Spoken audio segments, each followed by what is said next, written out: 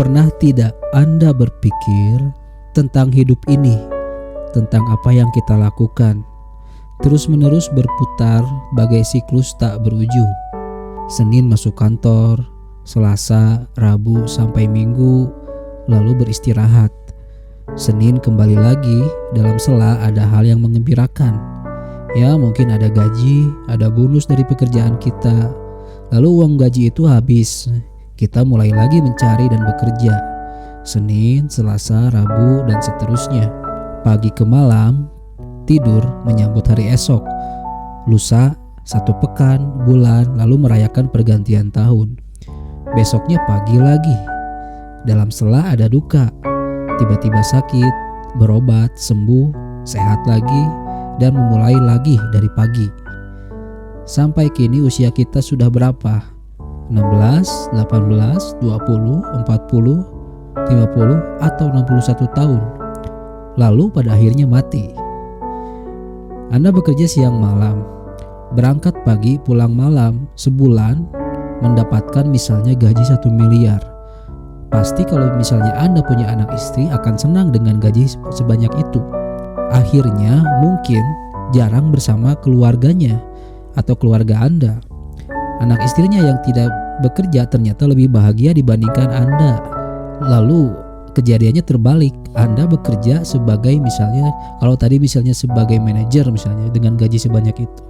Sekarang misalnya Anda bekerja sebagai cleaning service. Gajinya tidak tentu.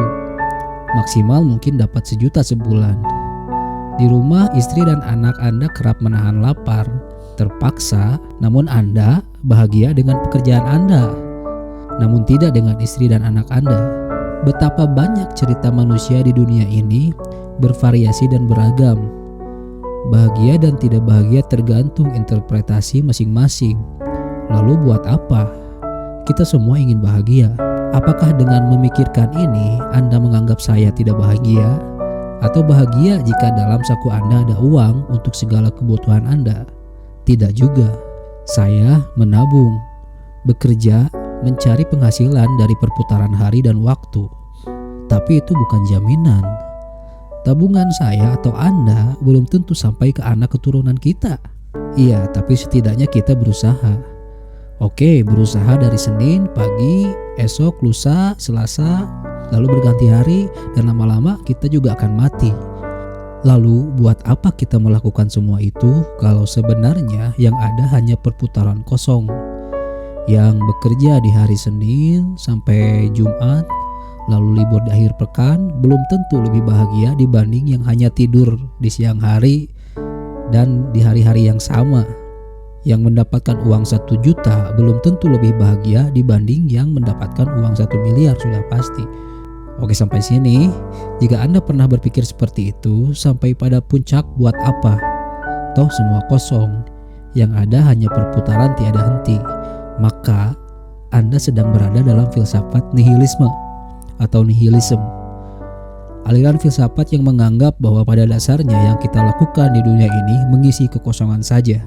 Semua ini kosong, nihil. Manusia hanya berputar-putar pada kenihilan itu. Nihilisme melahirkan manusia yang kosong dari orientasi tujuan. Semua yang ada dan dilakukan manusia pada dasarnya tidak memiliki tujuan yang jelas. Semua kosong. Para penganut filsafat nihilisme tidak percaya dengan agama atau adanya higher power atau kekuatan yang lebih tinggi. Mereka tidak percaya dengan surga dan neraka, apalagi Tuhan, karena tidak empiris. Untuk apa ibadah kalau surga dan neraka saja tidak jelas atau mungkin tidak ada? Mereka hanya tahu bahwa kita berputar dalam kekosongan di dunia ini. Mereka berpikir, sudahlah, toh semua itu kosong dan mati. Filsafat ini adalah cara berpikir. Filsafat nihilisme adalah cara berpikir kosong atau nihil. Salah satu alasan kenapa agama itu ada karena nihilisme ini. Agama lahir ternyata secara natural menjawab nihilisme. Terkadang sesuatu terbantahkan dengan akal dan kadang pula terbantahkan karena perasaan. Agama lahir untuk menjawab bantahan akal dan rasa.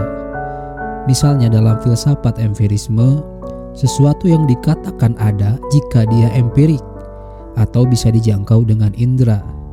Sesuatu yang tidak dapat dijangkau dengan indera, maka dianggap tidak ada atau hanya ilusi. Surga dan neraka akan dianggap tidak ada karena tidak bisa dibuktikan secara empiris. Demikian pendapat banyak aliran filosof, termasuk penganut nihilisme. Sebenarnya, menjawab hal ini sangat mudah. Cukup dengan mempertanyakan siapa dari mereka yang pernah menjangkau akalnya dengan indera. Kalau tidak bisa, apakah itu berarti mereka tidak punya akal? Secara empiris, surga, neraka, dan janji Tuhan dalam agama memang ditolak. Namun, bukan berarti tidak ada. Karena tidak semua yang ada mesti empiris. Adanya surga, neraka, dan janji Tuhan itulah yang akan menjawab kekosongan hasil filsafat nihilisme. Mari kita merenung kembali renungan sebelumnya yang tadi saya jelaskan dengan cara orang beragama. Senin masuk kantor, setiap hari masuk kantor sampai akhir pekan lalu istirahat. Kembali lagi ke hari Senin lagi. Dalam sela-sela ada hal yang menggembirakan, ada gaji, ada bonus dari pekerjaan kita. Lalu gaji itu habis, kita mulai lagi mencari dan bekerja setiap hari dan seterusnya.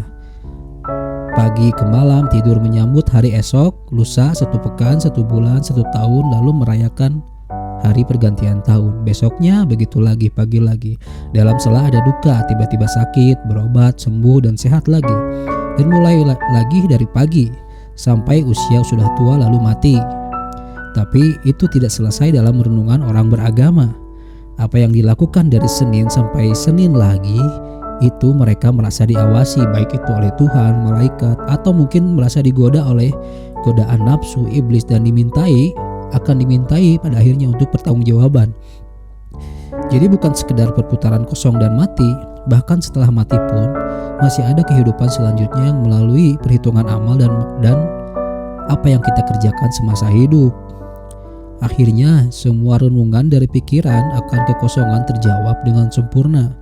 Bahwa semua yang kita lakukan tidak berhenti pada tujuan dunia, tapi tujuan akhir, yaitu pertanggungjawaban di depan entitas yang disebut Tuhan, entah itu bahagia atau tidak. Jika dalam keseharian Anda tidak menjadikan tujuan akhir kepada Tuhan, maka waspadalah akan nihilisme yang mungkin tidak kita sadari sedang kita terapkan di dunia ini. Maka kesimpulan akhir dari saya adalah, hidup ini memang sementara dan mati itu selamanya. Maka saya lebih percaya ke yang abadi, yaitu kematian. Maka saya lebih percaya kepada higher power atau kekuatan yang lebih yang ada di atas. Terima kasih sudah menyaksikan. Sampai jumpa di video selanjutnya. Selamat pagi malam.